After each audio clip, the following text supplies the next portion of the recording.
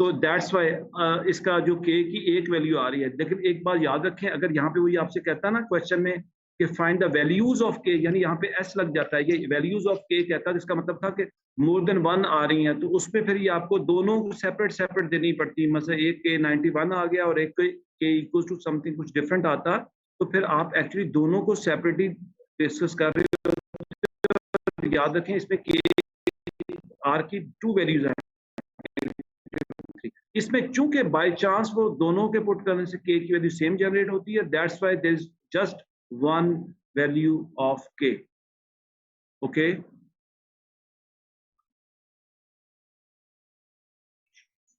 अच्छा, एक कॉन्सेप्ट था जो मैंने आपके साथ अभी नहीं डिस्कस किया, आज मैं सबसे पहले वो डिस्कस करूंगा, फिर उसके बाद फिर कुछ और क्वेश्चन की बात करेंगे।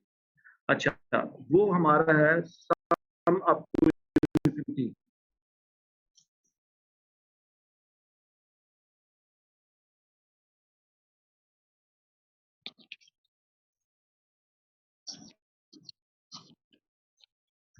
ओके, ये जो कॉन्सेप्ट है कि किसी भी सीक्वेंस को हम सम करते हैं लेकिन up to infinity, I hope you know कि इन्फिनिटी मीन्स के एक ऐसी वैल्यू जो बहुत बड़ी है, जिसको हम इमेजिन कर सकते हैं लेकिन हम उसकी वैल्यू को डिस्क्राइब नहीं कर सकते।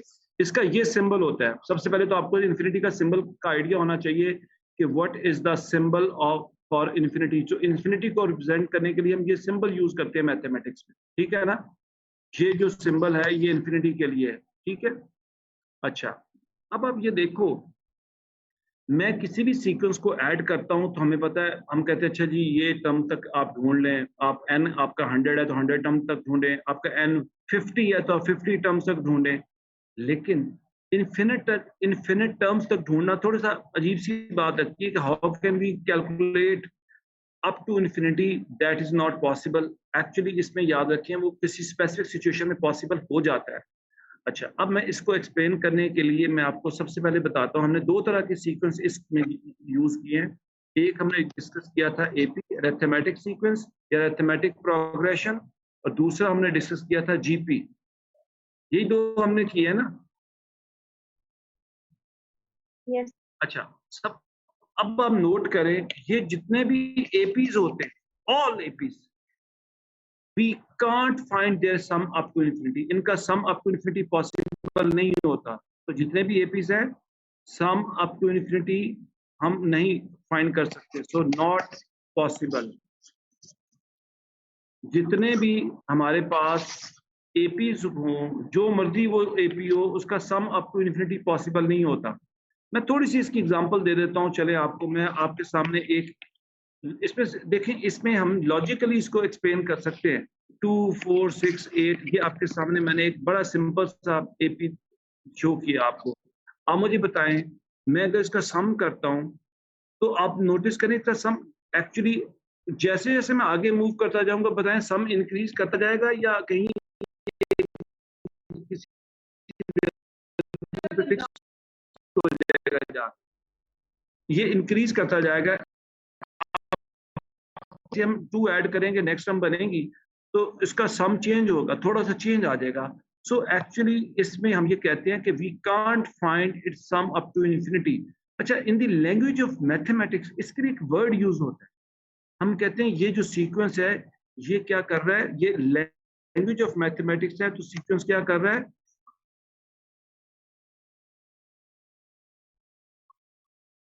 डाइवर्ज। सो डाइवर्ज बेसिकली एक इंग्लिश लैंग्वेज का वर्ड है। डाइवर्ज की अगर मीनिंग की बात करें, एक सिंपल वे से एक्सप्रेस करना चाहें, तो इसका क्या मतलब ये होता है ना कि वो किसी वैल्यू से अवे होता जा रहा है, दूर होता जा रहा है, डाइवर्ज के यही सेंस बनती है ना। जी, मैं इसको ग्राफ में जरा दिखाता हूँ। फर्स्ट को ये एक वैल्यू है, मैंने ब्लैक लाइन में शो की है, और मैं आपसे कहता हूँ जी कि वैल्यूज इस ब्लैक लाइन से डाइवर्ज कर रही है। देखिए, मैंने ये ग्रीन कलर की जो कर्व बनाई है ना, हम कह सकते हैं ये कर्व जो है ये इस ब्लैक लाइन से अवे होती जा रही है, जैसे जैसे हम आगे मूव करते जा रहे हैं और अवे होती जा रही है। सो इसको हम लैंग्वेज ऑफ मैथमेटिक्स में कहेंगे ये डाइवर्ज कर रही है। या फर्स्ट करें, मैं आपके सामने एक और देता हूँ, ये इसमें भी ये एग्जाम्पल में हम ये कहेंगे कि ये जो हमारी पिंक कलर की जो है, रेड कलर की ये जो लाइन है, कर्व है, ये भी इससे डाइवर्ज कर रही है।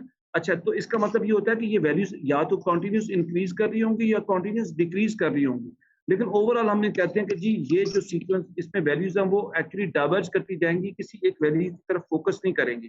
तो ओवरऑल जितने भी एपीज होते हैं वो डाइवर्ज करते हैं, चूंकि वो डाइवर्ज करते हैं वो अवे होते जाते हैं, वो कोई किसी वैल्यू को फिक्स नहीं करते।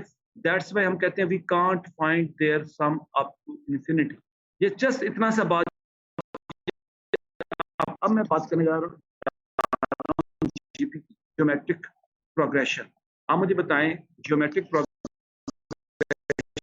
का आपको पता है क्या होता है कि कॉमन रेशियो मल्टीप्लाई होती है, बट अब यहाँ पे एक पॉइंट मैं बोल रहा हूँ उसको प्लीज नोट करें और याद रखें। There are some GPs whose sum up to infinity can be found, and there are some whose sum up to infinity can't be found.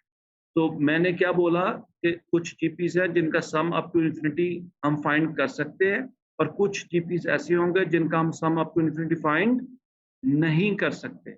Remember, इसमें दोनों तरह की ऑप्शन होगी। एपी में तो हमने कह दिया ना कि किसी का भी नहीं पॉसिबल नहीं है, बट जीपीज में मैं बोल रहा हूँ देयर आर सम जीपीज जिनका हम sum up to infinity find कर सकते हैं, but there are some whose sum up to infinity can't be find.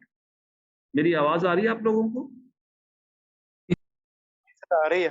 Okay, अब डेफिनेटली आपके जहन में ये क्वेश्चन आएगा कि भी अच्छा हमें कैसे पता चलेगा कि हम किस जीपी का sum up to infinity find कर सकते हैं और किसका नहीं कर सकते।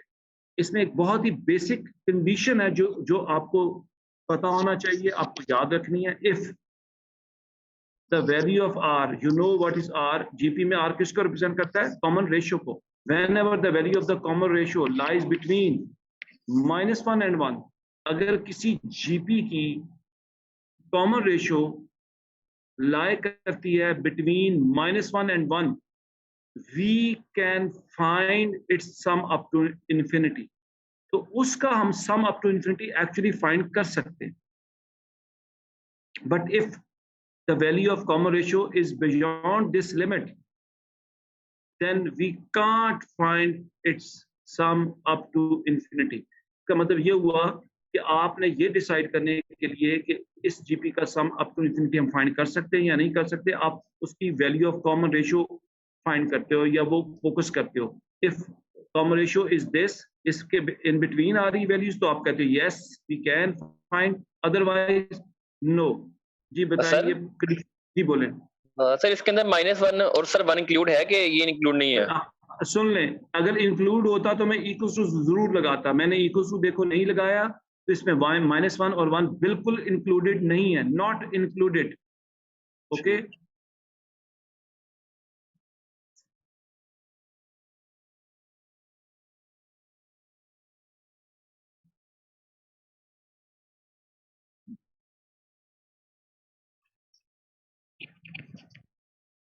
अब नोटिस करें मैंने ये आपके सामने एक सीक्वेंस लिखा है। डेफिनेटली ये एपी तो है ही नहीं, हो भी नहीं सकता, ये जीपी है। अगर मैं सिर्फ आपसे इतना क्वेश्चन पूछूं, can we find its sum up to infinity, आप आंसर करने के लिए सबसे पहले क्या ढूंढोगे? Value of common ratio. अब नोटिस करो कॉमन रेशियो इसमें क्या आ रही है?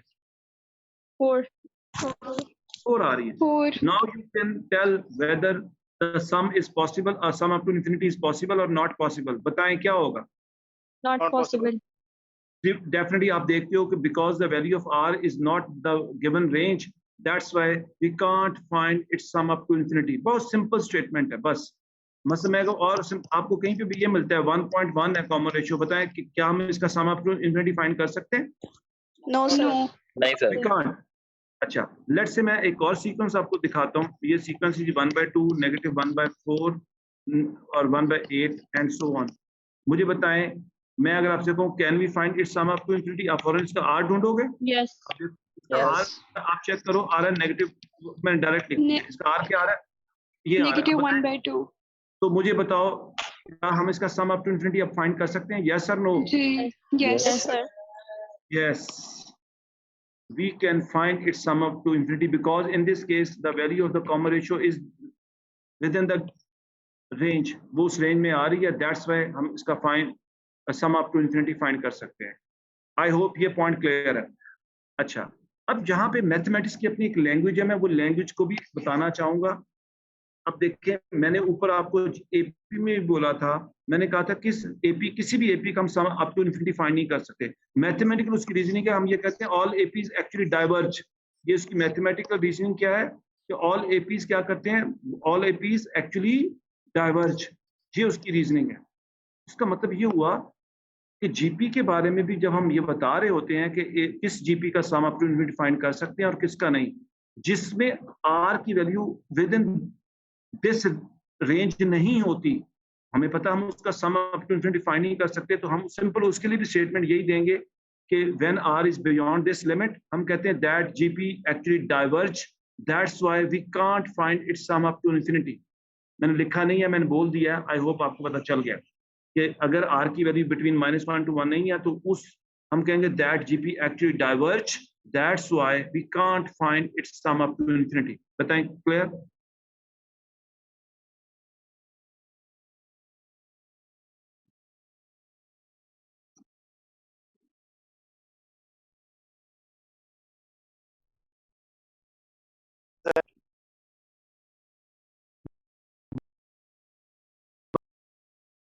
-1 to 1 मैथमेटिक्स की लैंग्वेज उसको कहते हैं दैट एक्चुअली कन्वर्ज। अब ये देखें, उसके लिए डाइवर्ज था, हम ये कहते हैं कि sequence which converge we can find its sum up to infinity. और कन्वर्ज सिर्फ वही करेगा जो जीपी होगा और उसकी कॉमन रेशियो बिटवीन -1 to 1 होगी, तो वो कन्वर्ज करता है। कन्वर्ज की मीनिंग बनते हैं किसी एक वैल्यू की तरफ अप्रोच कर जाना, ये एक वैल्यू पे फोकस कर जाना, ये सेंस बनती है कन्वर्ज। ओके, ये लैंग्वेज ऑफ मैथमेटिक्स में है कि एक्चुअली हम ये कहते हैं those GPs which converge we can find their sum up to infinity, and those GPs which actually diverge we can't find their sum up to infinity. But converge की condition यही है जो मैंने ऊपर लिख ली है कि उसमें आर बिटवीन -1 to 1 होगा। जी बोलें कि ये मैथमेटिकल लैंग्वेज का आइडिया होना चाहिए आपको। कन्वर्ज मींस कि आर बिटवीन -1 to 1 है और we can find it sum up to infinity. Okay,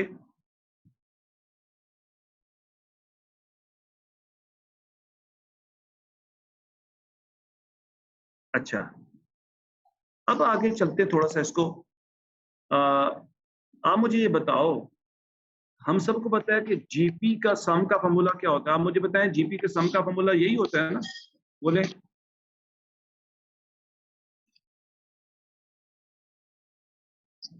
बोले।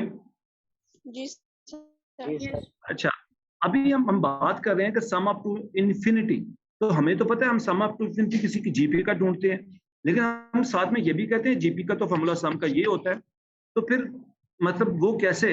अब आप देखें, यही फॉर्मूला हम यूज करेंगे, ये जो sum up to nth term of GP का फॉर्मूला यूज करेंगे, यही कन्वर्ट करेंगे इन्फिनिटी के लिए। तो ये बेसिकली मैं आपको थोड़ा सा आइडिया देता हूँ इसकी डेरिवेशन का, उससे आपका और नॉलेज जरा स्ट्रांग हो जाएगा कि सम अप टू इन्फिनिटी का मैं डायरेक्ट फार्मूला लिख सकता हूं, लेकिन मैं अभी उसकी डेरिवेशन दिखाऊंगा। हमने करना वो फार्मूला ही यूज है, बट मैं डेरिवेशन से आपको थोड़ा सा नॉलेज हो जाएगा फर्दर। अच्छा, इसको ड्राइव करने से पहले मैं आपसे कुछ बातें शेयर करता हूं कुछ, और ये वो फैक्ट्स हैं जो सिर्फ इसमें नहीं, वो पूरे मैथ्स के लिए हैं। ये नोट करें, x divided by infinity, x stands for any value. मैं कहना ये चाह रहा हूं, ऊपर न्यूमरेटर में कुछ भी वैल्यू हो उसको मैंने x बोल दिया, divided by infinity, that always, इसके लिए वर्ड यूज होता है अप्रोचेस टू, उसको एरो से रिप्रेजेंट करते हैं, पढ़ते हैं अप्रोचेस टू 0। ये एक फैक्ट है जो आपको एक्चुअली पता होना चाहिए। मैंने लिखा है x divided by infinity, x means any value, x can be 1, x can be 500, x can be 1 million, कुछ भी हो सकता है। मैं तुमसे कहूँ ना जब कि जी 5 डिवाइडेड बाय इन्फिनिटी, आप फौरन कहोगे जी इट इज इक्वल टू 0। मैं कहता हूँ 1 डिवाइडेड बाय इन्फिनिटी, आप कहोगे इक्वल टू 0। मैं आपसे कहता हूँ 5 मिलियन डिवाइडेड बाय इन्फिनिटी, आप फिर भी कहोगे इक्वल टू, ये अप्रोचेस टू 0। सही है? ठीक है सर। ये बात, और ये सिर्फ इस चैप्टर के लिए, इस यहाँ के लिए नहीं है, ये एक्चुअली कहीं पे भी सिचुएशन आती है, इसको हम कहते हैं something divided by infinity approaches to 0, वो 0 वैल्यू बनना शुरू हो जाती है। ये अच्छा, ये थ्योरेटिकल है, इसलिए इक्वल टू नहीं लिखते हम, सिर्फ थ्योरी के बेस पे हम कहते हैं वो 0 बन जाएगी। इक्वल्स टू का वर्ड यूज नहीं करते, इसलिए वर्ड यूज करते हैं अप्रोचेस टू जीरो। क्योंकि इक्वल्स टू का मतलब होता है 100%, जब आप उसको प्रूफ दे सके तब आप इक्वल्स टू लगाते हैं। यहाँ पे एरर का मतलब होता है कि हम उसको प्रूफ नहीं, हम थ्योरी के बेस पे हम कह रहे हैं कि वो जीरो को अप्रोच कर जाता है। ओके, तो सर इसके पीछे थ्योरी है क्या? ये लो 1/10 का आंसर क्या होता है? बोलते जाओ। 0.1। आप मुझे बताए 1/1000 का आंसर भी तुम्हें आता ही होगा, ये होता है जी ना। तुम नोटिस जी करो, मैंने काफी सारे और जीरो बढ़ा दिए डिनोमिनेटर में, तो मैंने गिने नहीं, वो कितने सारे जीरो लगा के यही आंसर होगा ना। जी बोलो, लॉजिक जी समझ में आ रही? तुम नोटिस करो, मैं हाँ। जैसे जैसे डिनोमिनेटर को बड़ा कर रहा हूँ, जैसे जैसे डिनोमिनेटर को बड़ा कर रहा हूँ, ये वैल्यू क्या हो रही है? कम हो रही है। तुम सोचो, अब ये थ्योरी यहाँ पे आएगी, मैं कहता हूँ इसको मैं इतना बड़ा कर देता हूँ, ये सारे जीरो हैं, वो कम होते होते ये वैल्यू 0.0000000 अल्टीमेट जीरो बन जाएंगे। जी तो ये अब कुछ समझ आइए, ये है कि मैं हाँ, ठीक। जितना डिनोमिनेटर को बड़ा करता जाऊंगा, वो अल्टीमेट फ्रैक्शन का आंसर 0.0000000 बेशुमार, तो ऑलमोस्ट क्या बनना शुरू हो जाएगी? जीरो ही बनना शुरू हो जाएगी ना। बोलो, हाँ जी। जी सर, जी ज्यादा छोटे। तो इसलिए हम कहते हैं कि इन्फिनिटी मींस इतनी बड़ी वैल्यू है, वो इतनी बड़ी होगी कि ऊपर जो भी न्यूमरेटर होगा उसको ऑलमोस्ट वो जीरो के इक्वल ले जाए, इसलिए ये फैक्ट ये यूज होता है। नेगेटिव में जा नहीं सकती, आपको पता है, जब तक नेगेटिव का साइन नहीं होगा ये वैल्यू कभी नेगेटिव में नहीं जाएगी, बस जीरो तक ही जा सकती। सही है, हाँ ठीक है।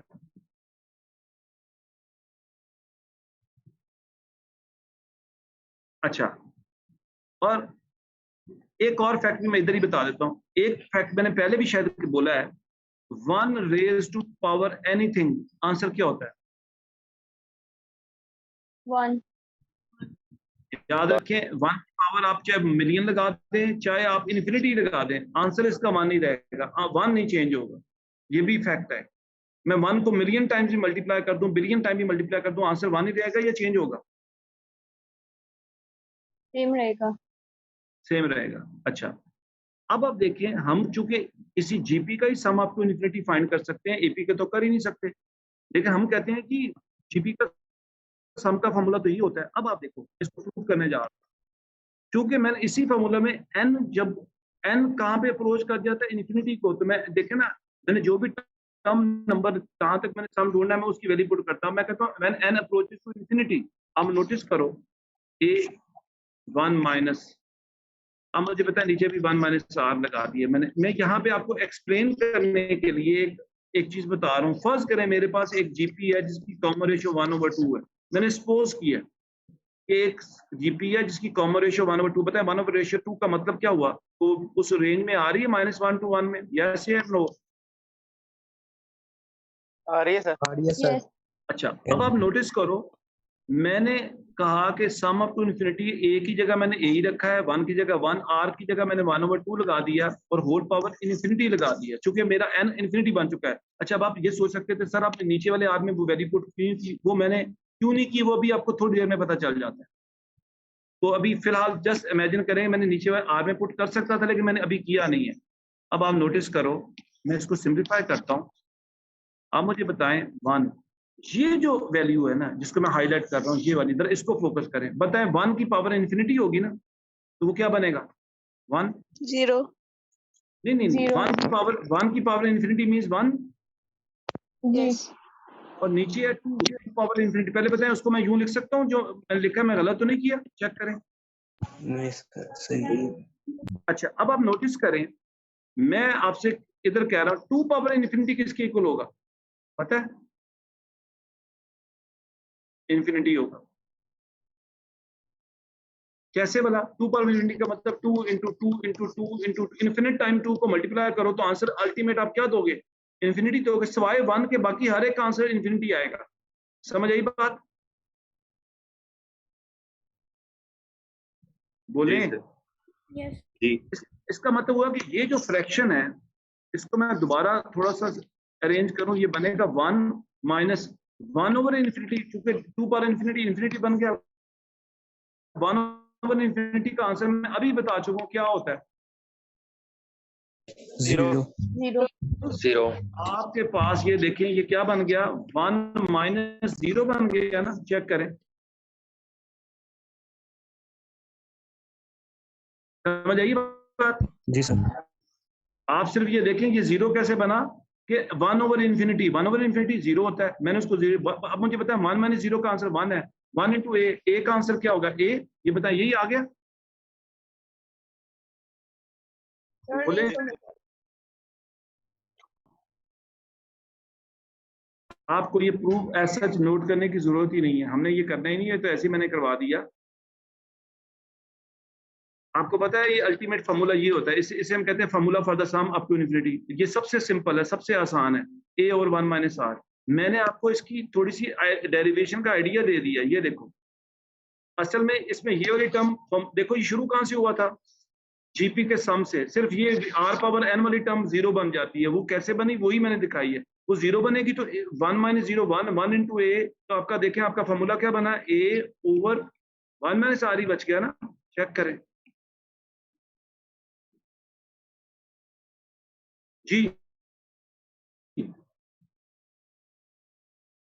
सर अगर हम आर की वैल्यू 1 और 2 आ जगह 3 ले लेते हैं तो फिर या फिर कोई और वैल्यू ले आप थोड़ा सा ऊंचे बोलेंगे, ऊंचा बोलेंगे तो मुझे सुनेगा, वरना मुझे नहीं सुनेगा। सर अगर हम लोग आर की वैल्यू फ्रैक्शन के अलावा लें तो फिर मुझे सिर्फ ये बताओ, फ्रैक्शन में भी, फ्रैक्शन में इंपॉर्टेंट चीज ये है कि न्यूमरेटर की वैल्यू छोटी होनी चाहिए। मुझे बताओ कंडीशन मैंने मीट करवानी है ना भाई, ये वाली वो तभी होगी ना अगर मेरा डिनोमिनेटर छोटा होगा और बड़ा होगा न्यूमरेटर से, वरना तो इस रेंज में नहीं आएगा। अब बताओ 3/2 बताओ उस रेंज में आ रहा है कि नहीं आ रहा, नहीं आ रहा और 3 उस रेंज में आ रहा है। सर। हाँ तो बस इसमें डिनोमिनेटर को वो होना चाहिए ग्रेटर, दैट्स व्हाई उसमें क्या होगा, वो फिर वो अप्रोच कर जाएगा 0 इन्फिनिटी की वजह से। समझ आएगी बात? सर आगे सुनो। अल्टीमेट आप नोटिस करो, असल में तो ये फार्मूला ही है। मैंने तो देखो असल में ये formula derive sum of GP से ड्राइव हुआ है। सम ऑफ जीपी को अल्टीमेट देखें कन्वर्ट कर दिया मैंने किसमें, सम टू इन्फिनिटी में। अच्छा आपने ये डेरिवेशन ना करनी है, ना आपको तो सिर्फ ये फार्मूला यूज करना है। अब मैं इसको दोबारा लिख रहा हूँ, तो मैं सिंपल ये कहूंगा this is the formula which we are going to use to get the sum up to infinity. और सम अप टू इन्फिनिटी जो है ये उसका फार्मूला है। इसको लिखते हैं एस इन्फिनिटी, नीचे लिखते ही एस इन्फिनिटी है, this is equal to A और 1 minus R, where A is the first term and R is the common ratio, that's it. सबसे आसान ये है। और आप नोटिस करो इस फार्मूला में टोटल कितनी वैल्यूज इन्वॉल्व हो रही हैं, 3, एक ए, एक आर और एक S infinity. If you have any two of them you can find the third one. बोले क्लियर?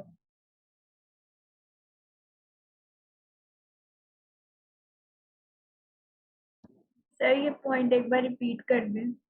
कौन सा पॉइंट रिपीट कर दूं वो बताओ मुझे। जो वैल्यूज हमारे पास अवेलेबल होंगे लास्ट टाइम बोली है आपने। सॉरी कौन सी वैल्यूज, कौन सी वैल्यूज बताओ मुझे, कौन सी जी बताएं। सर मतलब हमारे पास कौन कौन सी अवेलेबल हुए तो आंसर आता है, ये बड़ी बात। अच्छा आप मुझे सिर्फ बताओ ये फार्मूला आपको नजर आ रहा है?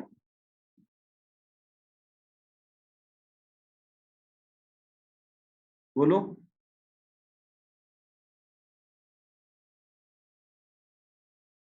आपको ये फार्मूला नजर आ रहा है या नहीं आ रहा?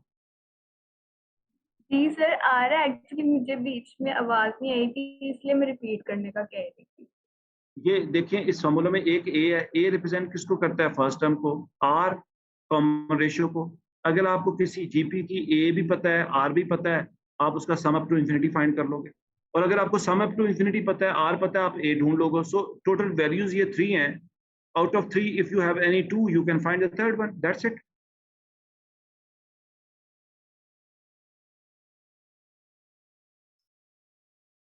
ठीक है सर, थैंक यू। आप सब लोग ना ऐसे करें, जो मैंने आपके साथ शीट शेयर की हुई है, आप उस शीट के क्वेश्चन नंबर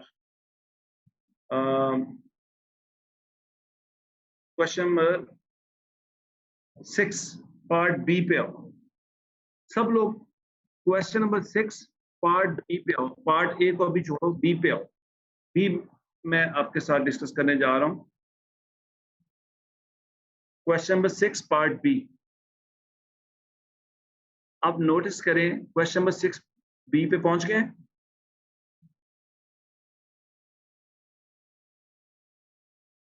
जी सर। देखिए क्वेश्चन की स्टेटमेंट है, the first 3 terms of a GP are this. वो कहता है एक जीपी की फर्स्ट 3 टर्म्स ये हैं, 144 x एंड 64। ये लें, कहता है the first 3 terms of a GP are this, और खुद कहता है क्वेश्चन में where x is positive find the value of x। अब देखें पार्ट 1 में B1 में हमसे कहता है find the value of x। अच्छा, यहाँ पे मैं आपको एक बहुत इंपॉर्टेंट आइडिया देने जा रहा हूँ, और ये आइडिया एक्चुअली इस क्वेश्चन में भी यूज हो रहा है, और ये बड़ा फ्रीक्वेंटली आइडिया, इस आइडिया पे क्वेश्चंस आते हैं, बहुत फ्रीक्वेंटली आते हैं। पहले आप नोटिस करो, ये जो सीक्वेंस है ये कौन सा है, ये जीपी है। सिर्फ उसने 3 टर्म्स एक ही और कहता है एक्स ढूंढो। याद रखिए इसमें और कुछ डेटा मैंने दिया गया। एक फैक्ट है जो आपको ऑलवेज याद रखना, और वो फैक्ट आपको बहुत हेल्प करेगा, और वो फैक्ट ये है कि in a GP the common ratio of first second and the common ratio of second third, या किसी भी 2 कॉन्सेक्टिव टर्म्स की जो कॉमन रेशियो हमेशा क्या होती है, बताएं? सेम होती है। मुझे कहा जा रहा है एक्स ढूंढो, मैंने कहा मुझे पास और तो कुछ नहीं है, लेकिन मैं एक काम तो कर सकता हूं, मैं common ratio of first second ढूंढूं पहले। अब मुझे बताएं फर्स्ट सेकंड की कॉमन रेशियो क्या होगी, x divided by x over 144 is equals to x 64 over common x. Ratio of third and Third and second. तो 64 बताएं by उसको मैं x. ये लिखूंगा ना, जी सर। बोलें? जी सो मैंने बेसिकली फैक्ट को यूज किया कि कॉमन रेशियो जो फर्स्ट सेकंड की है that should be equal to the common ratio of third and second. मैंने उनको इक्वेट किया। अब जब इक्वेट किया तो फिर तो मैंने आगे रूल्स ऑफ मैथ्स को फॉलो करते हुए क्रॉस मल्टीप्लाई किया, मेरी इक्वेशन बन गई x² इक्वल्स टू, बताएं 144 इंटू 64 क्या होता है? 9216. 9216। एंड एट द एंड मैं इसको फर्दर करता हूं तो I get value of x 96. Plus minus 96। Remember जब आप इस तरह वेरिएबल की वैल्यू ढूंढते हैं, स्क्वायर रूट अप्लाई करते हैं, तो ऑलवेज देखिए वो ऊपर भी वो आर के क्वेश्चन में भी आप लोग एक पता होना चाहिए आपको कि यहाँ पे प्लस माइनस मस्ट आएगा, लेकिन आप अल्टीमेट इसमें x की वैल्यू जब दे रहे होगे तो आप कहोगे finally the value of x is positive 96। Why positive 96? क्यों? आंसर ये देखो, नेगेटिव को क्यों नहीं? क्वेश्चन में मेंशन किया। यस यस, क्वेश्चन में उसने कहा वेयर x इज पॉजिटिव, वो इसलिए उसने लिखा था कि x की 2 वैल्यूज आएंगी, but you have to ignore negative 1। That's why अब हम कहते हैं finally the value of x is positive 96। ये तो देखिए मैंने b का पार्ट 1 कर दिया। अब पार्ट 2 में अब आप देखें बहुत ही सिंपल है, वो आपसे पार्ट 2 में कहता है find the sum to infinity of the progression. इस प्रोग्रेशन का सम अप टू इंफिनिटी ढूंढें। अब आप फौरन देखो, आप कहते हो सम अप टू इंफिनिटी, तो फिर ये होता है जी a ओवर 1 माइनस r, ये फॉर्मूला है।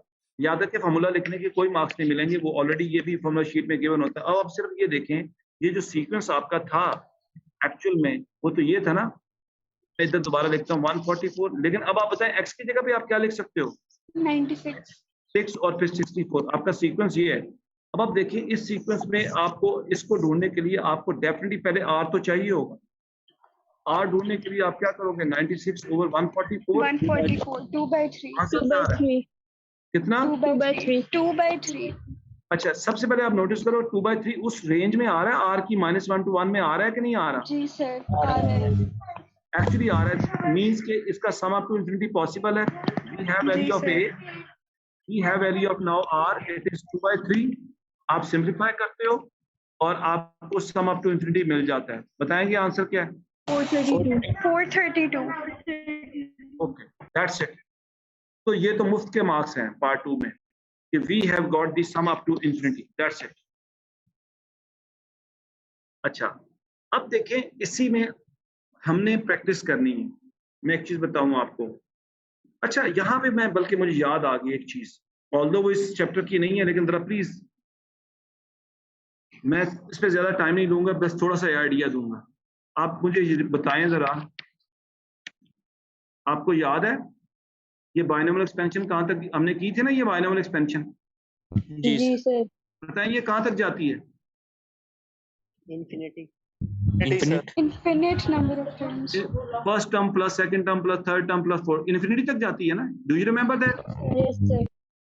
अच्छा, आपको याद है इसमें हमने डिस्कस किया था find the range for which this expansion is valid? Yes, sir. उसमें मैंने बोला, क्या बोला था कि x यानी second term should lie between -1 to 1। -1 and 1. यही बोला था ना मैंने? जी sir. आपको पता है इस केस में ये जो x है सेकंड टर्म है, वो उसकी असल में कॉमन रेशियो बनती है। बताएं इन दोनों की कॉमन रेशियो आप होती तो आप कहते हैं सेकंड डिवाइड बाय फर्स्ट। बताएं इसमें कॉमन रेशियो की वैल्यू क्या आ रही है? x आ रही है ना? असल में ये जो x होता है ये कॉमन रेशियो ही होती है। ये वही कंडीशन पे भी अप्लाई हो रही होती है। समझ आई बात कि -1 to 1 क्यों रखते हैं? वो sum to up to infinity possible होता है इसका। पता चला मैंने जो बोला? नहीं सर, समझ नहीं जी आई। sir.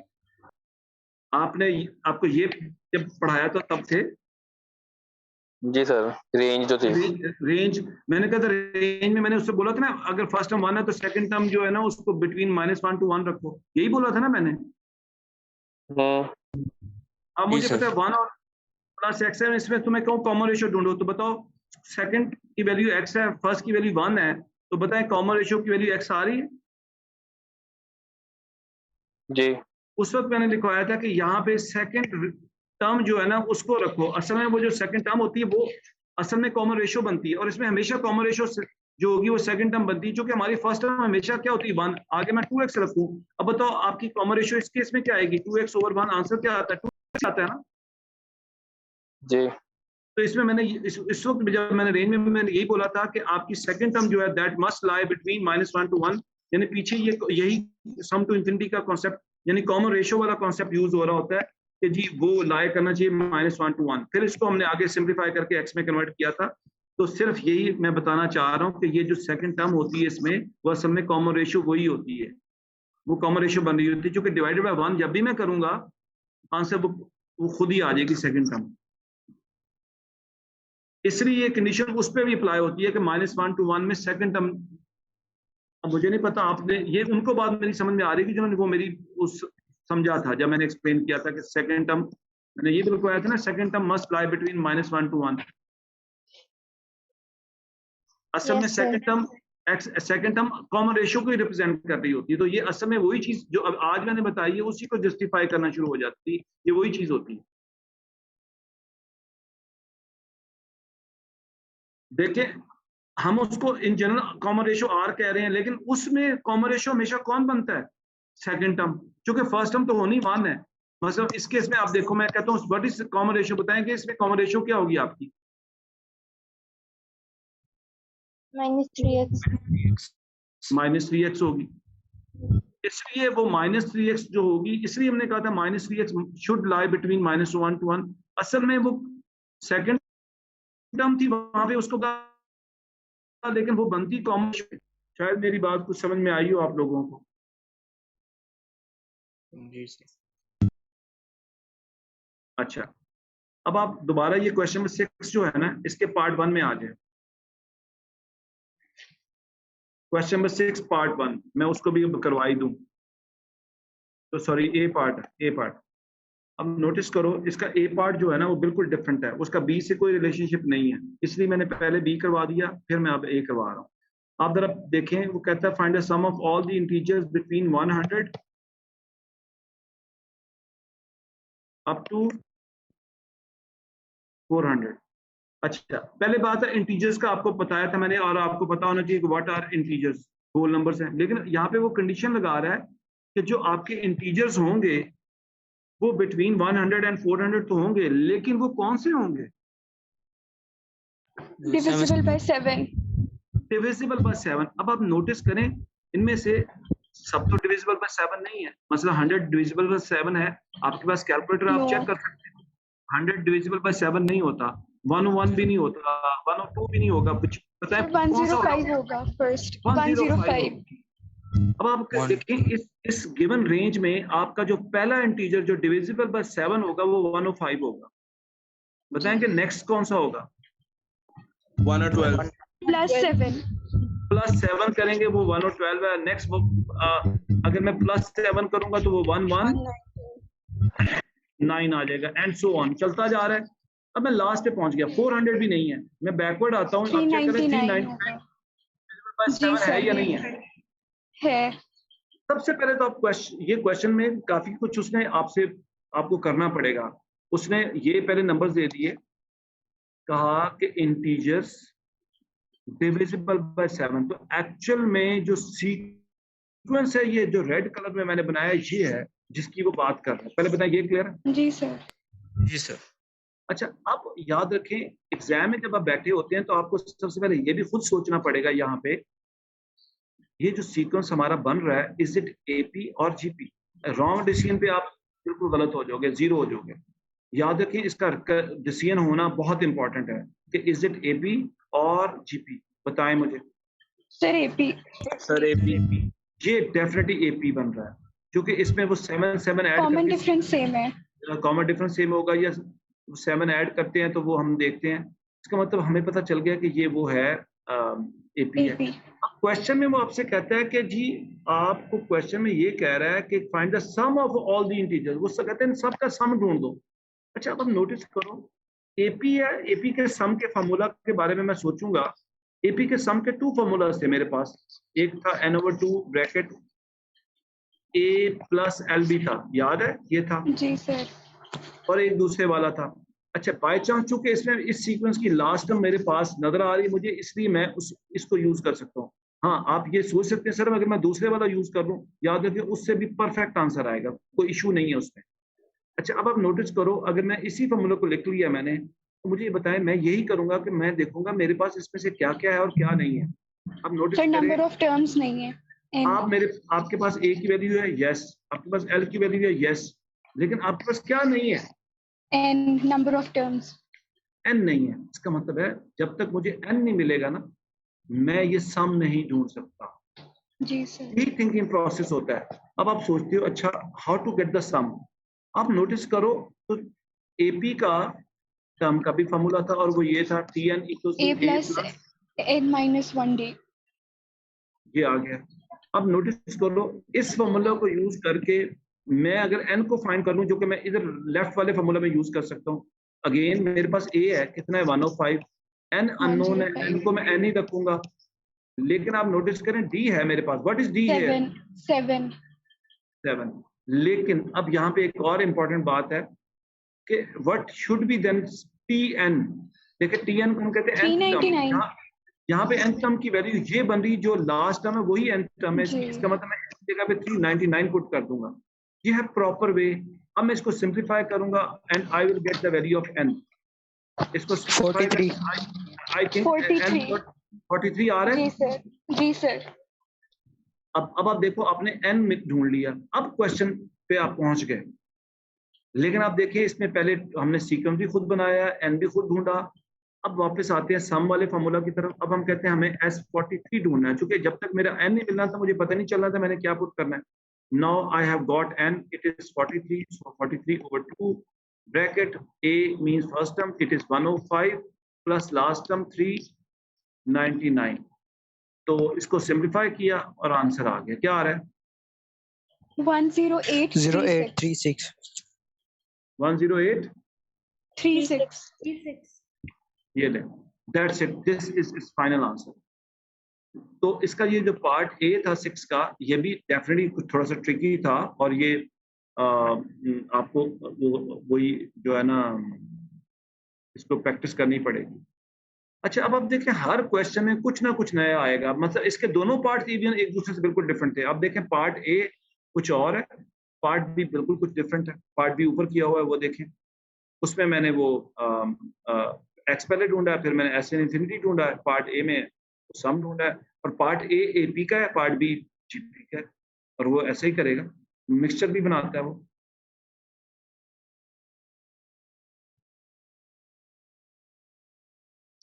सही है। जी सर। अच्छा, अब आप देखिए टाइम थोड़ा, मैं एक क्वेश्चन आपके साथ और डिस्कस कर लेता हूं जल्दी से। क्वेश्चन नंबर 4 पे आए जरा आप लोग, ये भी मैं कर रहा हूं, आप जरा देखो। अच्छा, क्वेश्चन नंबर 4 में आपसे वो कहता है कि the first term of an AP is A and the common difference is D. खुद कहता है, और कहता है write down the expression in terms of A and D for the fifth term. आप मुझे बताएं एपी की फिफ्थ टर्म तो आप क्या लिखोगे? A plus 4D. और साथ में आपसे कहता है वो भी लिखो, कौन सी 15th टर्म? 15th term. तो आप बताओ 15th टर्म को आप लिखोगे T15 A plus 14 A D. plus 14. 14D. ये 1 मार्क आ गया आपका, ये पार्ट 1 हो भी गया, ये ले। लेकिन मैंने ये पार्ट 1 के लिए नहीं, पार्ट 2 के लिए करवा रहा हूँ एक्चुअली। अच्छा, अब आप नोटिस करो पार्ट 2। पार्ट 2 थोड़ा सा डिफरेंट है। तो पार्ट 2 में कहता है the first term, the fifth term and the 15th term of the AP are the first 3 terms of GP. तो कहता है इस एपी की फर्स्ट टर्म, बताए इस एपी की फर्स्ट टर्म ए होगी ना, बोले। जी सर। जी सर। इसकी फिफ्थ टर्म ए प्लस 4डी हम ऑलरेडी बता चुके हैं, और इसकी 15th टर्म ऑलरेडी ए प्लस 14डी लिख चुके हैं। वो कहता है ये किसी जीपी की फर्स्ट 3 कॉन्सेक्टिव टर्म्स हैं। पहले बताएं ये पॉइंट क्लियर? जी सर। जी यानी एक जीपी है जिसकी फर्स्ट टर्म ए है, सेकंड टर्म ए प्लस 4डी है, और थर्ड टर्म ए प्लस 14डी है। ये स्टेटमेंट देने के बाद वो फिर वो कहता है शो करें कि this is equal to this. आप मुझे बताएं वो जो शो है उसमें आपसे वो कहता है शो करें कि 3a इक्वल टू 8b। अच्छा, अब आप देखिए फिर, अब आपको ये भी क्लियर होना चाहिए कि ये सीक्वेंस जो मैंने दिखाया है, बताइए ये सीक्वेंस एपी है कि जीपी है? जीपी। जीपी है। जीपी है। याद रखें, अगर आपने यहाँ पे गलत इसको कंसिडर किया तो फिर कुछ नहीं होगा। क्वेश्चन में कहता है show this equal to this. मैंने अभी आपको पीछे आइडिया दे के गया हूँ। जीपी के केस में एक चीज बड़ी इंपॉर्टेंट है, और वो है the common ratio of first second equals to the common ratio of second third. Of second. a plus 4d over a, ये कॉमन रेशियो फर्स्ट सेकंड की है। This should be equal to the common ratio of third and second. आप मुझे बताएं यही होगी कि नहीं होगी, बोले। यही होगा। अब जिसने इसको पिक कर लिया ना इस आइडिया को, उससे ये क्वेश्चन ये पार्ट हो जाएगा, और जिसने ना किया वो उसको मसला आएगा। इसके बाद तो सिंप्लीफिकेशन है। आप क्या करते हो, आप क्रॉस मल्टीप्लाई करोगे, आपके पास ये बन जाएगा a plus 4d into A plus 4d, यानी उसको स्क्वायर लिख देता हूँ, और a को भी क्रॉस मल्टीप्लाई किया, बन गया a square plus 14ad। Check करें सही किया मैंने। इसको मैं a थोड़ा से एक्सपैंड कर देता हूँ, तो ये आ गया a square plus 8ad Plus 16D. 16d square. Equals to same A square plus 14d. a square से a स्क्वायर कैंसिल होता है, मैंने कर दिया। Cancel. अच्छा, अब आप देखो 16d square is equals to 8d, उधर जाके सब्ट्रैक्ट होके 6ad आ गया। चेक करें, जी sir. Dividing whole equation by 2d, ये क्या आ जाएगा 8d equals to 3a। Check करें, आई थिंक यही प्रूफ था ना। जी सर। देखिए इस पार्ट में ये मेरे, मैं फिर रिपीट कर रहा हूँ, इसमें असल पॉइंट यहाँ पे था सारा। ये जिसने इसको पिक कर लिया उसके लिए बहुत सिंपल क्वेश्चन है, जिसने नहीं किया वो फंस जाएगा।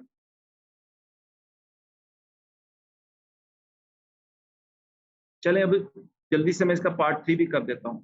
तो पार्ट 3 में कहता है find the value of the common ratio of this sequence. आप मुझे बताएं कॉमन रेशियो इस सीक्वेंस के लिए आपने यही करना है, value of second divide by first. पहले बताएं मैं ये कर सकता हूँ? जी सर। अच्छा, अब आप नोटिस करो मैंने ये पार्ट 1 में जो किया है, पार्ट 1 में से अगर मैं d को सब्जेक्ट बनाना चाहूँ तो मैं बना सकता हूँ। मैं 3a/8 लिख सकता हूँ d की वैल्यू को। जी सर। अब मैं क्या करता हूँ, मैं इस D में ये जो D था इसमें वो D की वैल्यू पुट कर देता हूँ बस। अब मैंने D की वैल्यू पुट की तो ये आ गया 4 into value of D 3A over 8 check करें ओवर A आ गया। Over A. आगे मैं फर्दर सिंप्लीफाई करता हूँ, 4 ने इसको कैंसिल किया, ये 2 बच गया, इधर बचेगा A plus 3A over 2 over A। Check करें यही बचेगा ना। जी सर।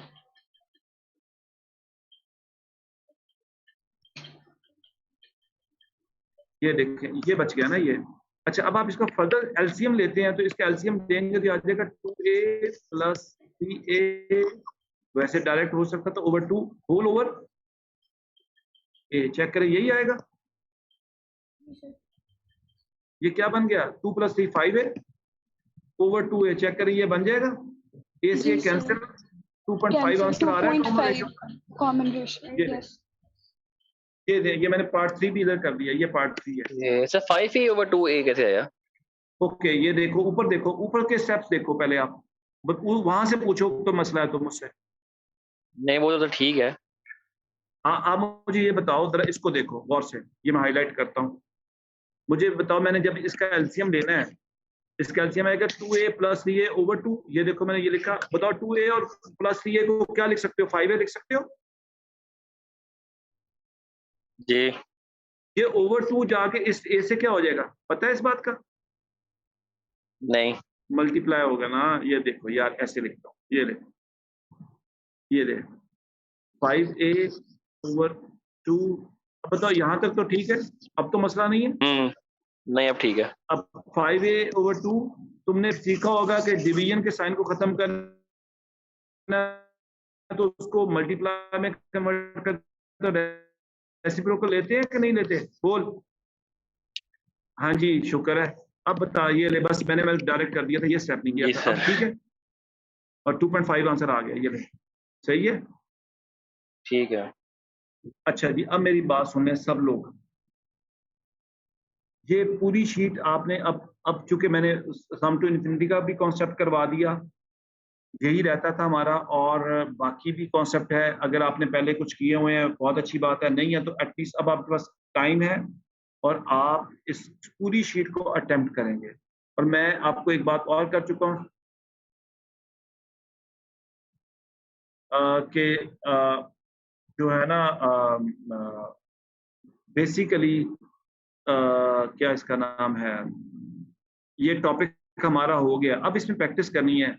अच्छा पहले तो ये क्वेश्चन करें जितने भी हैं शीट में 10-15 आई डोंट नो कितने हैं, लेकिन मैंने पहले भी आपको कहा कि ये एनफ नहीं है, इनको याद रखें। आप को फर्दर प्रैक्टिस करनी पड़ेगी, इसलिए मैंने आपको बोला है कि आप जरूर टॉपिकल्स ले लें, टॉपिकल्स को जो आप टॉपिक करते हैं फिर उसको प्रैक्टिस करें। हाँ इसमें आपको थोड़ा सा शायद मसला हो, अगर किसी ने टॉपिकल ली हुई है, एग्जामिनर क्या करता है वो एपीजीपी में कुछ फर्स्ट को और टॉपिक मिक्स कर देता है, लाइक ट्रिग्नोमेट्री कर देता है। अब मसला है ये कि उसमें फिर ये होगा कि आपको एपीजीपी भी आना चाहिए, ट्रिग्नोमेट्री भी आनी चाहिए। अगर ट्रिग्नोमेट्री नहीं आती होगी आप वो नहीं कर पाओगे। सो अभी अगर चाहें तो फिर मैं ये कहूंगा कि आपको ट्रिग्नोमेट्री वाले क्वेश्चन जिसमें एपीजीपी और ट्रिग्नोमेट्री मिक्सचर हो रहा है उनको छोड़ दो, क्योंकि वो जब तक ट्रिग्नोमेट्री नहीं करेंगे वो हम नहीं कर सकेंगे। सही है जी सर।